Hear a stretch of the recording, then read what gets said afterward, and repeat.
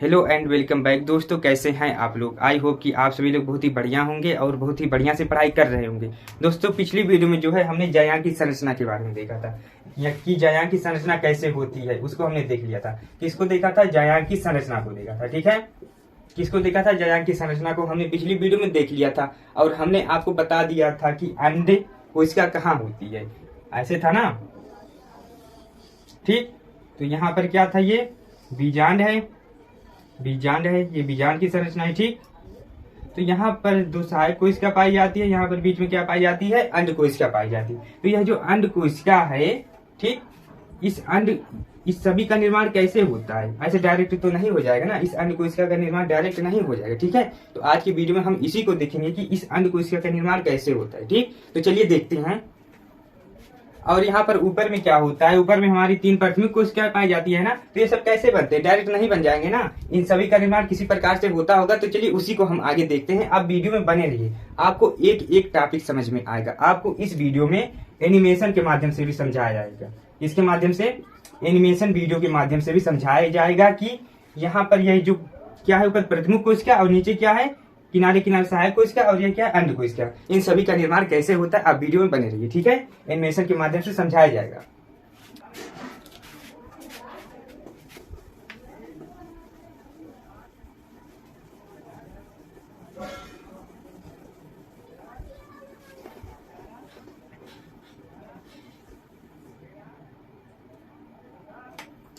देखिए, जो हमारी अंड कोशिका होती है और सभी होते हैं, ठीक है, उसका जो निर्माण होता है उसको हम क्या कहते हैं? गुरु बीजाणु जनन कहते हैं। ठीक है, क्या कहते हैं?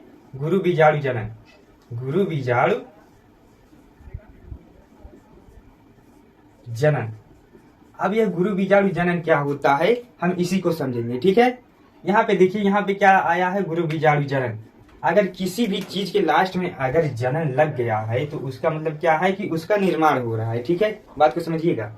क्या है? जनन है ना, किसी भी चीज के लास्ट में अगर जनन लग गया है तो वहां पर क्या हो रहा है? उसका निर्माण हो रहा है। ठीक है, तो यहाँ पर क्या है? यहाँ पर है गुरु बीजाणु और जनन है, तो क्या हो जाएगा? गुरु बीजाणु का निर्माण हो जाएगा। ठीक है, गुरु बीजाणु जनन किसे कहते हैं? गुरु बीजाणु के निर्माण। गुरु बीजाणु के निर्माण को हम क्या कह देंगे? गुरु बीजाणु के निर्माण को कह देंगे गुरु बीजाणु जनन। ठीक है, इतना आया समझ में ना? हाँ, तो इतना आया समझ में। तो आगे देखिए अब क्या होता है। ये हमारी क्या है, चलिए इसी से हम बनाते हैं। एकदम ध्यान से देखिएगा, अभी आपको एनिमेशन के माध्यम से भी समझाया जाएगा। यहाँ पे किनारे देखिए, अंदर क्या पाया जाता है? बीजांड पाया जाता है। ठीक है,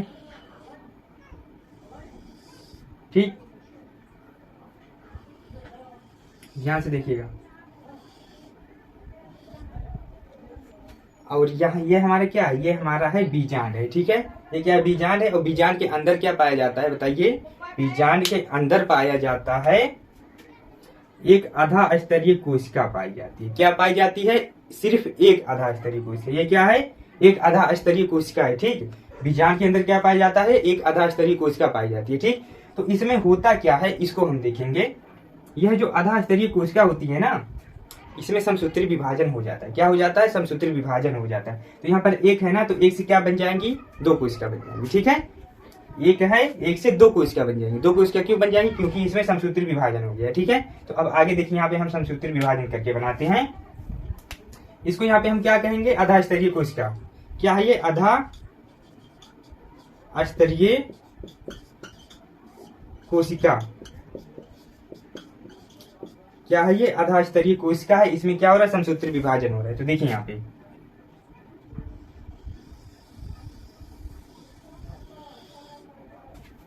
चित्र अच्छे से बना दे थोड़ा सा।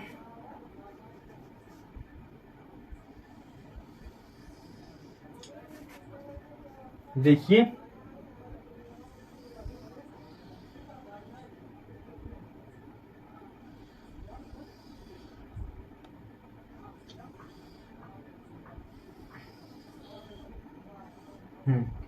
क्या है? आधा स्तरीय कोशिका ना, तो इसमें क्या हो जाएगा? समसूत्री विभाजन जब होगा तो एक से क्या बन जाएंगी? 2 कोशिका बन जाएंगी। क्या हो गया? ये 2 कोशिका हो गया। ठीक है, तो अब हम इन दोनों को क्या कहेंगे बताइए? इन दोनों को हम क्या कहेंगे? तो यहाँ पर दो कोशिका है ना, तो दोनों में से एक कोशिका को हम क्या कहेंगे, एक कोशिका जो हमारी होती है उसको हम क्या कहेंगे, बीजाणु जनन कोशिका। क्या कह देंगे, बीजाणु जनन कोशिका। ये वाली कोशिका क्या, इधर वाली बीजाणु जनन, बीजाणु जनन कोशिका। ठीक है, ये तो बीजाणु जनन कोशिका है, लेकिन इधर वाली क्या है, ये वाला, इसको हम क्या कह देंगे, इसको क्या कहेंगे बताइए, ये वाली हमारी है भित्तीय कोशिका। क्या है, भित्तीय कोशिका। इंग्लिश में क्या कह देंगे, पोलर सेल कह देंगे। ठीक है, और इसको इंग्लिश में क्या कह देंगे, स्पोरोजिनस सेल।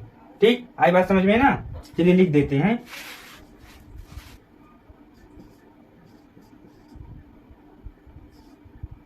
पोलर सेल, इसको क्या कह देंगे, स्पोरोजिनस सेल, स्पोरोजिनस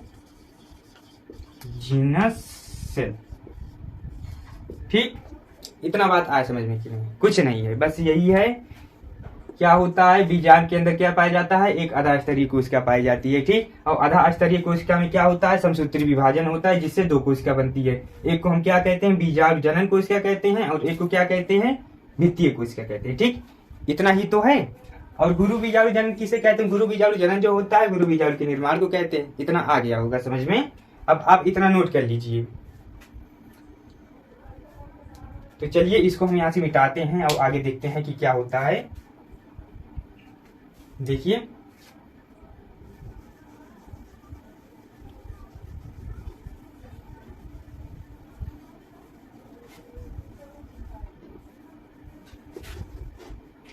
बात को समझिएगा एकदम ध्यान से। ये क्या है, ये हमारी क्या, ये बीजाणु जनन कोशिका है ना।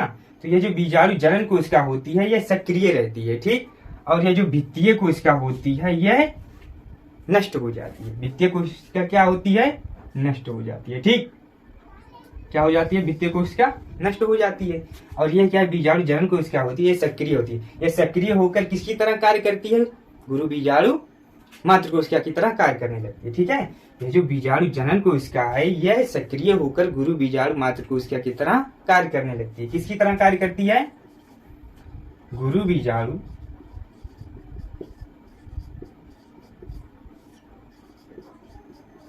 मातृ कोशिका की तरह कार्य करने लगती है। बीजाणु जनन कोशिका सक्रिय होकर गुरु बीजाणु मातृ कोशिका की तरह कार्य करने लगती है। ठीक है, इतना आया समझ में। तो अब आगे देखिए क्या होता है। देखिए, अब यहाँ पे हमारा क्या, गुरु बीजाणु मातृ कोशिका है ना, तो आगे देखिए यहाँ पे क्या होता है। गुरु बीजाणु मातृ कोशिका में क्या होता है, अर्धसूत्री विभाजन होता है। ठीक है, क्या होता है, गुरु बीजाणु मातृ कोशिका में अर्धसूत्री विभाजन होता है। ठीक है, तो जिससे क्या बनती है, जिससे चार, चलिए यहाँ पर हम सिर्फ बीजांड को ही बनाते हैं, पूरा चित्र नहीं बनाते हैं। चलिए बीजांड को सिर्फ बना देते हैं। ठीक है,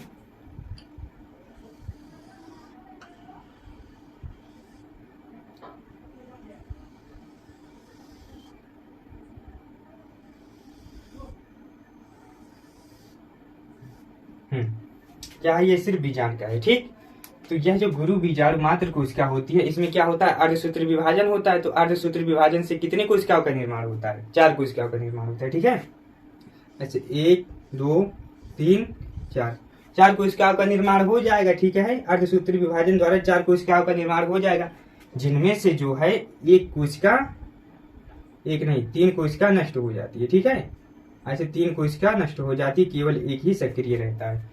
3 कोशिकाएं नष्ट हो गई है ना, केवल एक ही सक्रिय है। ठीक, आ रही बात समझ में ना। क्या होता है, इस गुरु बीजाणु मातृ कोशिका में अर्धसूत्री विभाजन होता है, जिससे 4 कोशिकाएं बनती हैं, और जिनमें से 3 कोशिकाएं नष्ट हो जाती हैं, केवल एक ही सक्रिय रहता है। ठीक, अब आगे क्या होता है इसको देखिए। तो इसको मिटाना पड़ेगा, चलिए मिटाते हैं इसको। ये क्या है हमारा, बताइए। अभी हम आपको क्या बता रहे थे, यहाँ पे 3 कोशिकाएं नष्ट हो जाती है ना, केवल एक ही सक्रिय रहता है। तो चलिए यहाँ पे लिख देते हैं, 3 कोशिका नष्ट हो जाती है, 3 कोशिका नष्ट हो जाती है। ठीक, केवल एक ही सक्रिय रहता है, केवल एक ही सक्रिय रहता है। ठीक, केवल एक ही सक्रिय रहता है। यहाँ पे क्या है, 4 कोशिका है, 4 में से 3 कोशिका नष्ट हो गई है, केवल एक ही सक्रिय। तो इसमें से जो केवल एक ही सक्रिय है, इसमें क्या होता है, ये जो सक्रिय है इसमें क्या होता है, इसमें समसूत्री विभाजन हो जाता है। ठीक है, क्या होता है, सक्रिय जो है इसमें समसूत्री विभाजन हो जाता है। तो चलिए इसमें हम समसूत्री विभाजन कर देते हैं।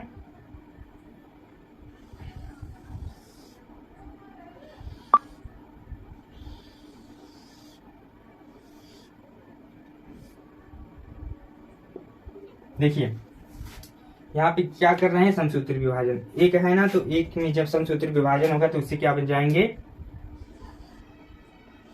2 बन जाएंगे, 2 कोशिका बन जाएंगे। जब इसमें समसूत्री विभाजन होगा तो उससे 2 कोशिका बन जाएंगे। ठीक है, क्या हो रहा है, यहाँ पे हो रहा है समसूत्री विभाजन। क्या हो रहा है, समसूत्री विभाजन। तो जब समसूत्री विभाजन होता है तो एक रहता है, तो एक से क्या बन जाते हैं, 2 कोशिका बन जाते हैं। तो यहाँ पे क्या बन गया है, 1 से 2 कोशिका बन गया है ना। और यह जो दोनों कोशिकाएं होते हैं, एक किधर जाता है, एक हमारा जाता है निभाग की तरफ, और एक किधर आ जाता है, बीजांड द्वार की तरफ। ये वाला क्या है, ये वाला हमारा क्या है, निभाग है। नीचे वाले क्या कहलाता है, बीजांड द्वार, बीजांड द्वार। ठीक, तो एक कोशिका आ जाती है बीजांड द्वार की तरफ, और एक कोशिका किधर चली जाती है, निभाग की तरफ। तो चलिए इसको हम इधर बना देते हैं।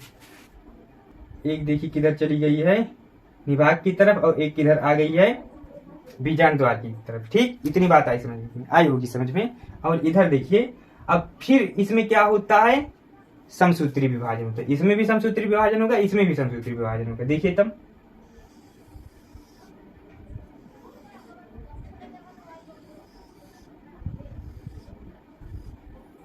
तो 1 से ऊपर कितनी बन जाएंगी, 2 बन जाएंगी, 2 कोशिका, और नीचे भी 1 से 2 कोशिकाएं बन जाएंगी, ऐसे करके। ठीक है, और फिर इसके बाद भी इसमें क्या होगा, समसूत्री विभाजन होगा। तो यहाँ पे देखिए, यहाँ पे इसके बाद भी इसमें क्या हो जाएगा, समसूत्री विभाजन हो जाएगा। ठीक है,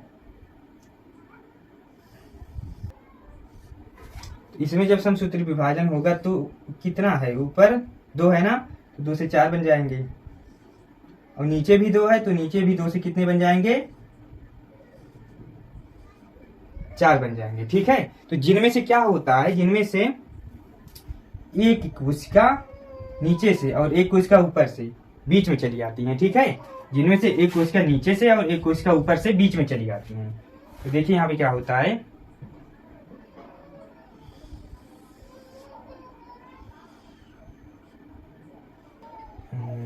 बात को समझिएगा।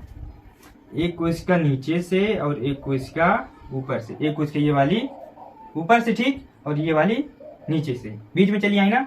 और 3 कोशिका बची तो 3 जो है ऊपर ऐसे चली जाएंगी। ठीक, और यहाँ पर भी 3 बची तो 3 जो है ऐसे नीचे ही चली जाएंगी। ठीक, इतना आया समझ में कि नहीं, आगे नहीं इतना समझ में।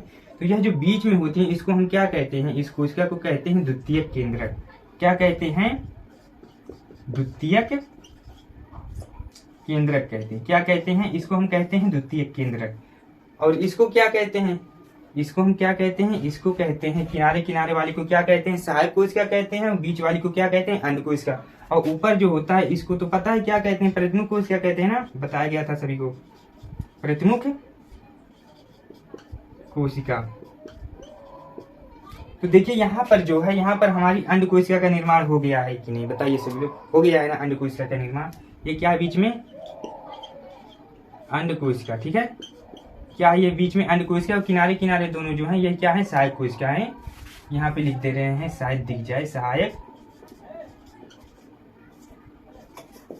कोशिका। ठीक है, ये क्या है, किनारे किनारे वाली सहायक कोशिका। ठीक, इतना बात आ गया होगा समझ में। तो इतना सारा चैप्टर क्लियर हो गया। अब आगे जो है उसमें क्या बताया जाएगा, उसमें ये बताया जाएगा कि क्या होते हैं। यहाँ पर तो अंड कोशिका का निर्माण हो गया ना, तो और अंड कोशिका क्या होती है, अंड कोशिका ही मादा युग्मक होती है। ठीक, तो ये जो मादा युग्मक है यह किसके साथ क्या होता है, नर युग्मक ना। हाँ, नर युग्मक के साथ कैसे फ्यूज करती है। तो अब हम क्या देखेंगे कि नर युग्मक जो होता है, नर युग्मक यानी कि जो पुंकेसर से आता है, नर युग्मक।